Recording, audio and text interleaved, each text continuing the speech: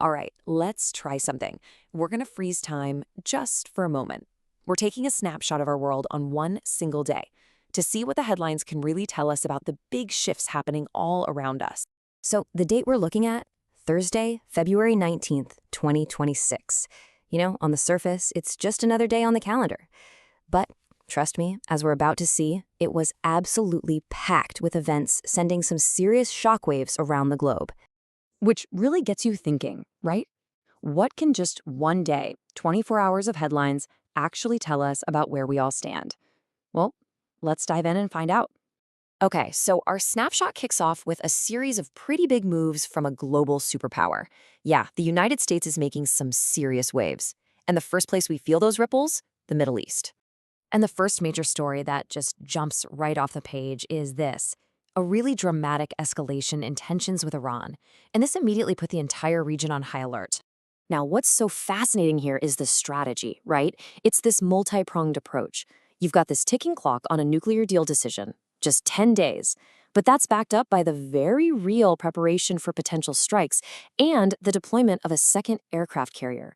It's a classic power play, and we're watching it unfold in real time.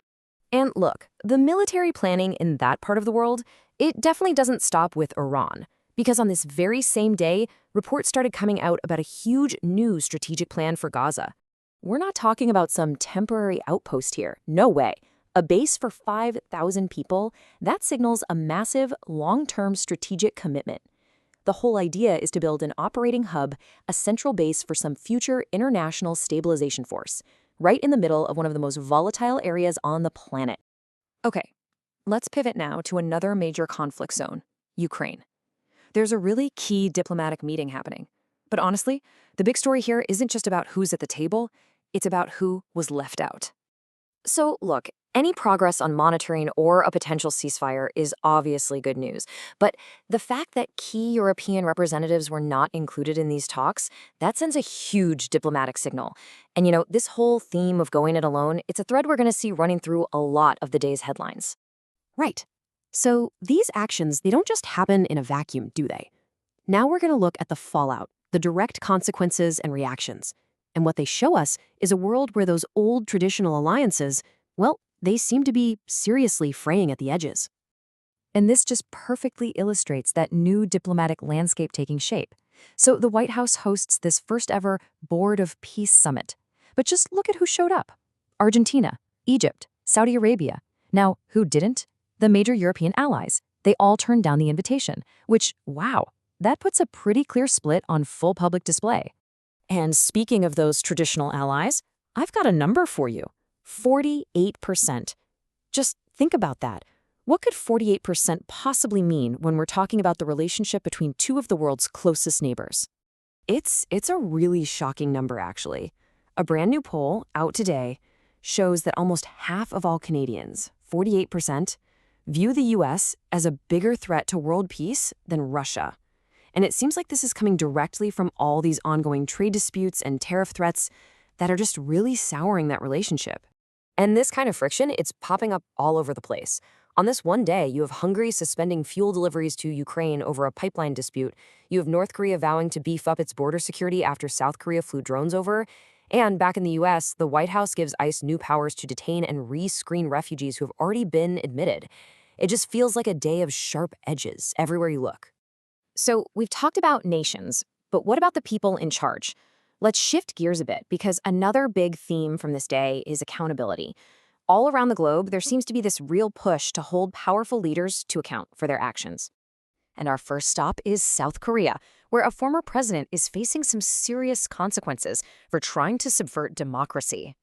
Yep, former President Yoon Suk-yeol was sentenced to life in prison. And the charge? It's directly tied to his attempt to declare martial law back in December of 2024. That move has now been officially labeled an insurrection.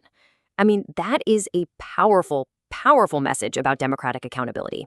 Meanwhile, let's head over to Southeast Asia, where another leader is in the hot seat, but this time for a totally different reason: alleged corruption. Over in the Philippines, Vice President Sara Duterte is now facing her fourth impeachment complaint. Think about that.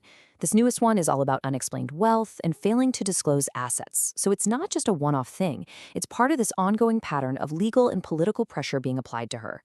Okay, so behind all the high-stakes geopolitics and the courtroom dramas, life just goes on.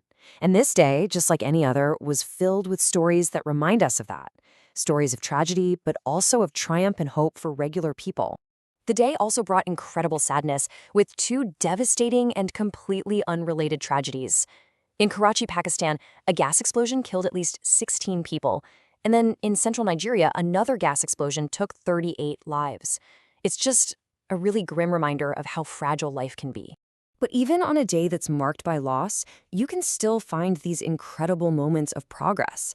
And on February 19th, there was a major, major win for global public health.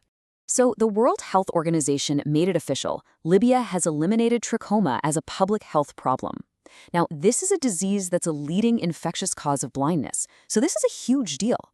It's the result of years and years of dedicated work, and it's absolutely a reason to celebrate. And that brings us to the end of our snapshot, and we're going to end it with one last number for you. 54. 54. A number that represents a very, very long wait for a huge moment of national pride. At the 2026 Winter Olympics, ski mountaineer Oriol Cardona won gold. And why is that so special? It was Spain's first Winter Olympics gold medal in 54 years. Just an incredible moment of pure joy and historic achievement that kind of cuts through all the other noise, So yeah, that was February 19th, 2026. You had a world on edge, shifting alliances, leaders being called to account, but you also had these deeply human moments of tragedy and pure triumph. It really makes you think, doesn't it? This was just one day. What patterns are we going to see tomorrow?